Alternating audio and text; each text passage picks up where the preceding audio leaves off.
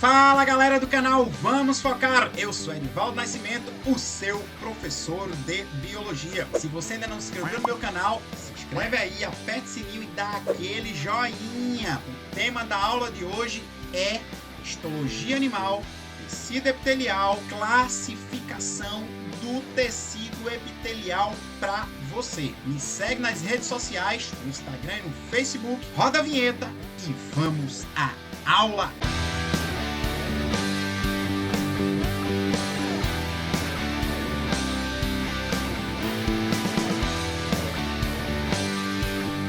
Vamos focar!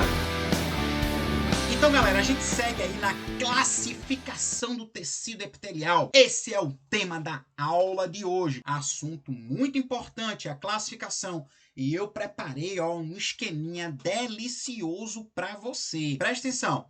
Então, tecido epitelial, tipos básicos. Tecido epitelial de revestimento e tecido epitelial de secreção ou glandular. O epitélio, ele irá revestir a estrutura corpórea ou cavidades internas e também órgãos, ou o tecido epitelial vai ser de secreção, porque glândula é tecido epitelial, seja a glândula endócrina, seja a glândula exócrina, ou seja a glândula mista ou exoendócrina. E olha o esqueminha de classificação que eu trago para você. Então veja só, tecido epitelial de revestimento, tecido epitelial de secreção. Esse esqueminha aqui, depois você dá uma pausa e dá um print, certo? Porque é um esquema precioso para você entender definitivamente tecido epitelial. Epitélio de revestimento, ele poderá ser simples quando constituído por apenas uma camada de células sobre a lâmina basal. Você já sabe o que é lâmina basal porque você assistiu a minha aula sobre características gerais do tecido epitelial. Ou poderá ser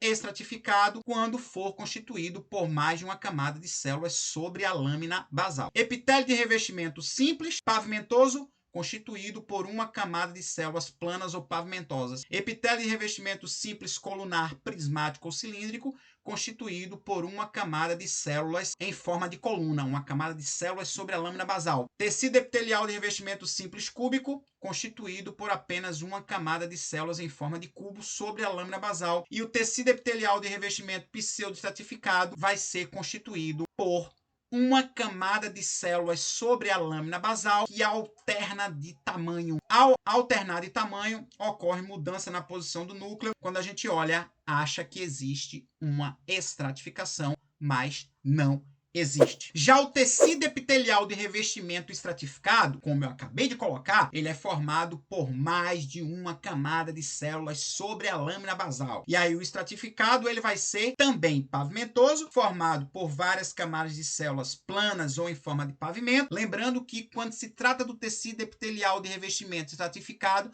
a gente avalia para a classificação a última camada de células. O pavimentoso, ele poderá ser queratinizado ou não queratinizado. O queratinizado nós vamos encontrar na pele. A pele é o único exemplo de tecido epitelial de revestimento estratificado pavimentoso queratinizado. Ele poderá ser colunar quando constituído por várias camadas de células em forma de coluna sobre a lâmina basal. Cúbico, estratificado cúbico, quando constituído por várias camadas de células em forma de cubo sobre a lâmina basal, lembrando que eu uso como referência a última camada de células, beleza? E o de transição, que vai ser constituído por várias camadas de células sobre a lâmina basal, e estas, por sua vez, alternam de forma, mudam de formato, transitam de forma, por isso de transição. E o único exemplo que nós vamos encontrar é na bexiga. Guarda essa informação, muito importante para você.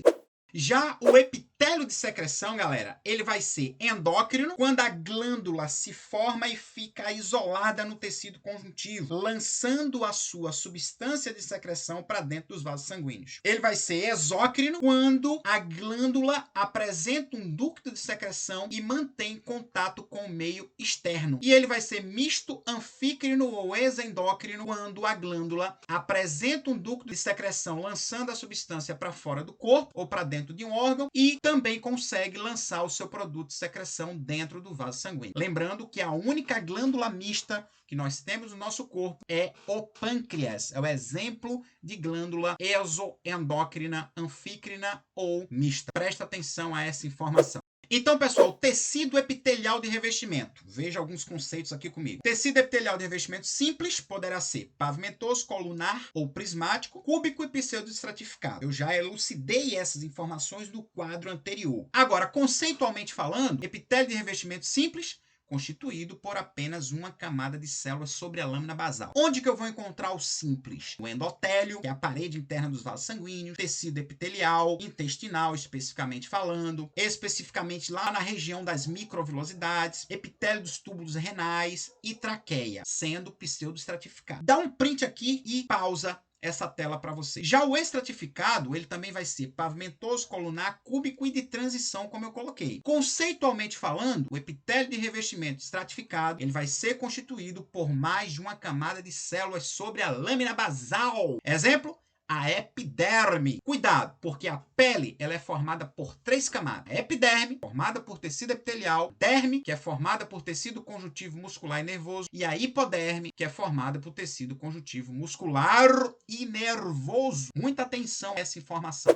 E aí, galera, a gente chega no tecido epitelial glandular ou de secreção. Amarra bem essa informação que você vai detonar em todos os vestibulares do país. Então, a glândula endócrina, ela lança o produto de secreção dentro dos vasos sanguíneos. Exemplo, a glândula hipófise, a tireoide, paratireoides, suprarrenais, testículos e ovários. Já a glândula exócrina, ela lança o produto de secreção para fora do corpo, para dentro de um órgão. Por exemplo, as glândulas lacrimais, salivares, sebáceas, sudoríparas, mamárias. E a glândula exoendócrina mista ou anfícrina, muita atenção, ela lança o produto de secreção para dentro do vaso sanguíneo ou para dentro de um órgão. Por exemplo, o pâncreas. O pâncreas é a única glândula mista que nós temos no nosso corpo. Muito cuidado, porque as glândulas são formadas pela invaginação do tecido epitelial para dentro do tecido conjuntivo. No caso da glândula endócrina, o tecido epitelial invagina e perde a conexão com o meio externo. No caso da glândula exócrina, o tecido epitelial invagina e mantém um ducto de secreção com o meio externo. E no caso da glândula exoendócrina, o tecido epitelial invagina, mantém o ducto de secreção com o meio externo e também mantém a conexão ali com os vasos sanguíneos, que é onde acontece o lançamento da secreção endócrina. Olha aí, e eu trago para vocês uma imagem muito bacana mostrando a localização de cada componente que vai atuar no tecido epitelial. Além dos componentes, eu trago para vocês também a noção do que é derme, do que é epiderme, do que é hipoderme. Presta atenção. Então aqui eu tenho as localizações, perceba aqui a lâmina basal separando o tecido epitelial do tecido conjuntivo. Abaixo aqui eu tenho tecido conjuntivo, eu sei porque eu estou visualizando aqui vasos sanguíneos e estou visualizando as terminações nervosas juntamente com o tecido adiposo. Então, perceba a localização. Eu trago para você uma outra imagem bem bacana que mostra cada componente do tecido epitelial. Então, analise bem aqui. Dê um print e analise cada componente. Ó. Eu consigo perceber aqui a epiderme, a derme com músculo e a hipoderme, tecido muscular, tecido nervoso. Então, veja que imagem bacana. Mais outras 3 imagens aqui fazem aí o retrato justamente dos componentes que eu falei para você, ó, a epiderme aqui, a derme, a hipoderme, e nesse quadro aqui eu trago os receptores de superfície, informações muito importantes aí para você. Presta atenção. Olha o receptor aqui de Krause, tá? Que detecta o frio, os receptores de Ruffini que vão detectar o calor, os discos de Merkel que vão detectar tato e pressão, receptores de Vater-Pacini que vão detectar a pressão, receptores de Meissner que vão detectar o tato e as terminações nervosas livres que vão detectar principalmente dor. Galera, eu trago para você aqui uma imagem muito bacana mostrando justamente os receptores de superfície e a sua localização. Presta atenção. Eu mostro aqui para você as terminações nervosas livres, detectando cócegas, prurido, calor, frio e dor. Olha a posição. Os discos de Merkel, tato e pressão. Os bulbos terminais de Krause, tá? Detectando frio. Os plexos das raízes pilosas, mostrando aqui bem bonitinho para você uma imagem muito gostosinha, tá? Os corpúsculos de Meissner, detectando tato, pressão e vibração. Corpúsculo de Vater-Pacini ou de Pacini, detectando a pressão e a vibração. Os corpúsculos de Ruffini, detectando o tato. E aqui, né, Aqui nesse corte a gente consegue visualizar a epiderme, que fica acima da lâmina basal. Lembrando que a lâmina basal, ela separa o epitélio do tecido conjuntivo. E no tecido conjuntivo eu vou encontrar a derme e a hipoderme. Tá aqui, ó, juntamente com a ramificação venosa, as terminações nervosas, beleza? E aí, ó, eu trago para vocês agora uma imagem de alguns cortes epiteliais para você se ligar naquela classificação. Epitélio de revestimento simples e estratificado. Veja, eu sei que esse tipo de tecido epitelial é simples, por quê, galera? Porque ele vai ser formado por uma camada de células sobre a lâmina basal. Epitélio simples pavimentoso. Aqui eu tenho epitélio simples cúbico, formado por uma camada de células em forma de cubo sobre a lâmina basal. Epitélio simples colunar, formado por uma camada de células em forma de coluna sobre a lâmina basal. Aqui eu já tenho o epitélio estratificado pavimentoso, formado por mais de uma camada de células sobre a lâmina basal. Esse tecido aqui, ele é estratificado cúbico, porque ele é formado por mais de uma camada de células sobre a lâmina basal em forma de cubo. Esse aqui é o famoso pseudoestratificado que nós vamos encontrar na traqueia. Tá aqui, ó. Ele é formado por células que alternam de tamanho. Tecido epitelial de revestimento simples, pseudoestratificado, formado por uma camada de células sobre a lâmina basal que vai alternar de tamanho. Alternando de tamanho, muda a posição do núcleo, me dando a impressão de uma falsa estratificação, de uma estratificação que não existe. E esse aqui é o famoso tecido epitelial de revestimento estratificado de transição, encontrado exclusivamente na bexiga, porque as células mudam de formato, transitam de uma forma para outra. Beleza? E aqui eu trago a localização de cada tecido no corpo. Veja que imagem deliciosa eu escolhi para você. Veja só, epitélios formados por uma camada de células. Estão aqui todos para vocês. O pseudoestratificado, o simples pavimentoso, o simples cúbico, o simples prismático ou colunar. E a sua localização em cada região do nosso corpo. Olha aqui, ó. Fossas nasais, traqueias, alvéolos, túbulos renais, estômago. Dá um print nessa imagem, guarda para você. Epitélios formados por várias camadas de células. Tá aqui, ó, o estratificado pavimentoso, o estratificado aqui, ó, de transição, característico da bexiga que eu venho falando desde o início da nossa aula. E o estratificado prismático localizado aqui na uretra. Beleza, galera?